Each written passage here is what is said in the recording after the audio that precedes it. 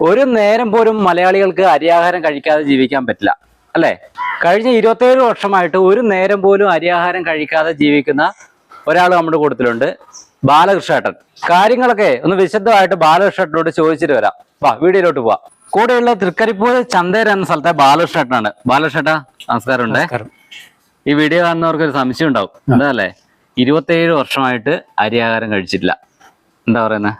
27 വർഷമായിട്ട് അരിയാഹാരം, പിന്നെ ഇളനീര്, പച്ചക്കറി, പഴവർഗ്ഗങ്ങൾ, ഇതാണ് മാത്രം ഭക്ഷണം. രാവിലത്തെ ഭക്ഷണം ഇളനീര് തന്നെ. രാവിലെ ഇളനീര്, രാവിലെ പിന്നെ 1.5 ഗ്ലാസ് പച്ചവെള്ളത്തിൽ പിന്നെ 2 ടേബിൾ സ്പൂൺ തേനും അല്പം ചെറുനാരങ്ങ അല്ലെങ്കിൽ തേൻ, നെല്ലിക്ക. ഇത് ബാലകൃഷ്ണേട്ടാ, ഇന്നത്തെ കാലഘട്ടത്തെ ജീവിതശൈലി രോഗങ്ങൾ കൂടി വരുവാണ്. അതെ. അപ്പൊ ഈ എന്താണ് പറയാനുള്ളത്?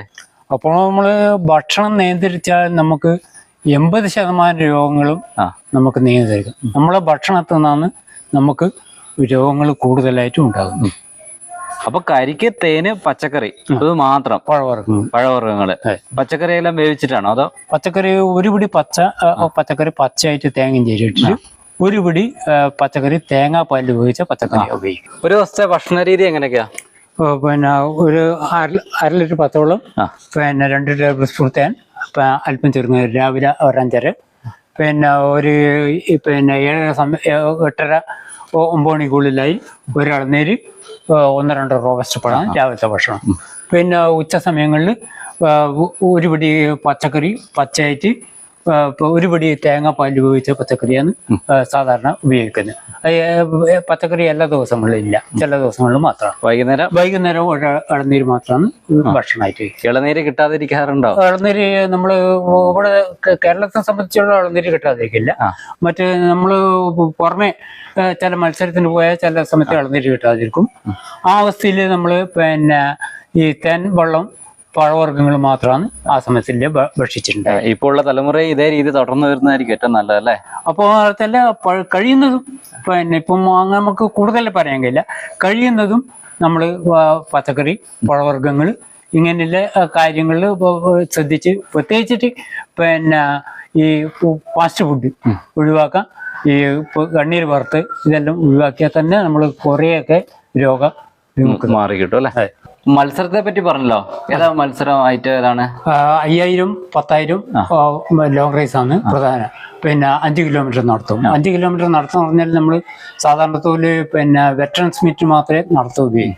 മറ്റേ ഞാൻ സിവിൽ സർവീസിൽ മത്സരിക്കുന്ന സമയത്ത് 5000, 10,000, 1,500 രൂപയാണ്. ഇപ്പൊ കുട്ടികൾക്ക് ട്രെയിനിങ് ഉണ്ടല്ലേ? രാവിലെ കുട്ടികൾക്ക് ട്രെയിനിങ്. എത്ര മണിയാകുമ്പോൾ? രാവിലെ 5:30 തുടങ്ങും, ഒരു 8-8:30 വരെ പിന്നെ രാവിലത്തെ ട്രെയിനിങ്. ഇപ്പൊ എത്ര കുട്ടികളുണ്ട് ട്രെയിനിങ്? ഇപ്പൊ ഒരു പിന്നെ സീസൺ അല്ലാത്തതുകൊണ്ട് ഒരു 10-15 കുട്ടികളുള്ള ഇപ്പം നിലവിൽ. അപ്പൊ എന്തായിരുന്നു പ്രൊഫഷണൽ? എന്തായിരുന്നു ആദ്യം? പിന്നെ പോലീസ് കോൺസ്റ്റബിളായിട്ട് സർവീസ് കയറി, അതിനുശേഷം റവന്യൂ ഡിപ്പാർട്ട്മെന്റിൽ നിന്ന് പെർക്കോപ്പ് സൂപ്രണ്ടായിട്ട് റിട്ടയർ ചെയ്തു. അപ്പൊ ഈ ജോലിയിൽ നിൽക്കുമ്പോഴും നമ്മള് അരിയാഹാരം ഇല്ലായിരുന്നു? 27 വർഷമായിട്ട് അതേ ജീവിത രീതി തുടരുന്നു. എന്തെങ്കിലും ആരോഗ്യ പ്രശ്നത്തിന് ബുദ്ധിമുട്ടുണ്ടായിട്ടുണ്ടോ? ആരോഗ്യ പ്രശ്നത്തിന് ഇതുവരെ യാതൊരു ബുദ്ധിമുട്ടുണ്ടായില്ല. ഇപ്പം പിന്നെ കൂടുതൽ പിന്നെ പരിശീലനം കൂടുതലായതുകൊണ്ട് അത് ഡിസ്കിന് ചെറിയ തകരാറ്, പിന്നെ ഇതിന്റെ തേയ്മാനം അത് മാത്രമേ ഇല്ല, മറ്റു കുഴപ്പമൊന്നും. ഇപ്പൊ എത്ര വയസ്സായി? ഇപ്പൊ 66-ാമത്തെ വയസ്സ്. ബാലകൃഷ്ണേട്ടാ, പറയുവാണെങ്കിൽ ഒരു 30-35 വയസ്സിലെ അരിയാഹാരം ഉപേക്ഷിച്ചു. എന്താ വേണ്ടെന്ന് വെക്കാൻ കാരണം? അത് പിന്നെ ജേർഡ് എന്നില്ല അസുഖം വന്നിട്ടാണ് ഈ ഭക്ഷണ രീതി മാറ്റേണ്ടി വന്നത്. അപ്പൊ അത് പിന്നെ അരിയാഹാരം കഴിച്ചിട്ടേ ഇല്ല? ആദ്യം ഒന്ന് പിന്നെ നോക്കി, കുറച്ചു കാലം ഒരു 2 വർഷത്തിന് ശേഷം ചെറുങ്ങനെ നോക്കി. അപ്പോ ശരീരത്തെ അത്ര ഇതായി കിട്ടിയില്ല. അപ്പൊ പിന്നെ തുടർച്ചയായിട്ട് അരിയാഹാരം പറയുവാണെങ്കിൽ പൂർണ്ണമായിട്ട് ഉപേക്ഷിച്ചു. ഇന്ന് 27 വർഷമായി അല്ലേ? അതെ. അപ്പൊ ഇപ്പോഴും ആരോഗ്യസ്ഥിതിക്ക് യാതൊരു കുഴപ്പമില്ല. പിന്നെ കുട്ടികൾക്ക് പരിശീലനം കൊടുത്തോണ്ടിരിക്കും. കുട്ടികൾക്ക് രാവിലെ എത്ര മണിയാകുമ്പോൾ പരിശീലനം തുടങ്ങും? രാവിലെ പിന്നെ ഞാൻ 5:30 ഗ്രൗണ്ടിൽ പോകും. കുട്ടികൾക്ക് കൊടുക്കുന്ന 6:15 ശേഷമാണ് കുട്ടികൾക്ക് പരിശീലനം കൊടുക്കുക. തിരിച്ച് വീട്ടിലോട്ട് ഒരു 8:30 സമയം, 8:30-8:45 വീട്ടിലേക്ക് തിരിച്ചെത്തിക്കഴിഞ്ഞാൽ കരിക്കായിരിക്കും. രാവിലത്തെ പിന്നെ കരിക്കും, 2 റോബസ്റ്റ് പഴം അങ്ങനെ ഉപയോഗിക്കും. വൈകുന്നേരം എത്ര മണിയോടെ ആഹാരം? വൈകുന്നേരം ഒരു 6:30-7 മണിക്കുള്ളിലായിട്ട് വൈകുന്നേരത്തെ ഇളനീര് കഴിക്കും. വീട്ടുകാരൊക്കെ എന്താ പറയുന്നു? വീട്ടുകാര് നമുക്ക് ഏറ്റവും സഹകരണത്തിലാണ് വീട്ടുകാർ. അല്ല, വീട്ടുകാർക്ക് ഒരു പേടി ഉണ്ടാവുമല്ലോ. ഇപ്പോഴല്ല, ആദ്യം തുടക്കത്തില് പിന്നെ ഇത് കൊണ്ടുപോകാൻ പറ്റുമോ, ഈ ഭക്ഷണം ഇല്ലാതെ ഒരു ബുദ്ധിമുട്ട് അത് നമുക്കും ഉണ്ടാവും. പിന്നെ ഇത് ഒരു ക്ഷീണം എല്ലാം അനുഭവപ്പെടും.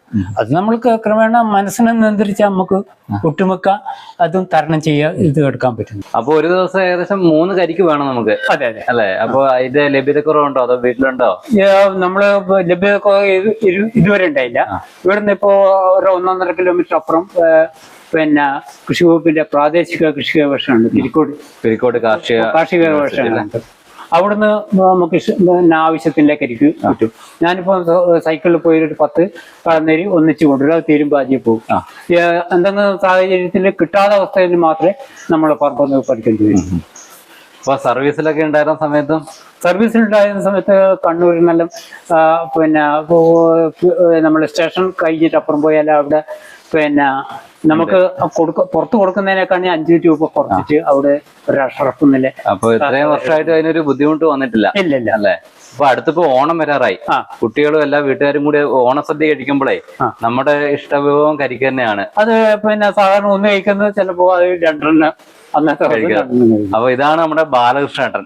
ജീവിതശൈലി രോഗങ്ങളെ മാറ്റി നിർത്തിക്കൊണ്ട് 27 വർഷമായിട്ടും അരിയാഹാരം കഴിക്കാതെ ജീവിക്കുകയാണ്. അപ്പോൾ മറ്റൊരു വീഡിയോയുമായി വീണ്ടും കാണാം.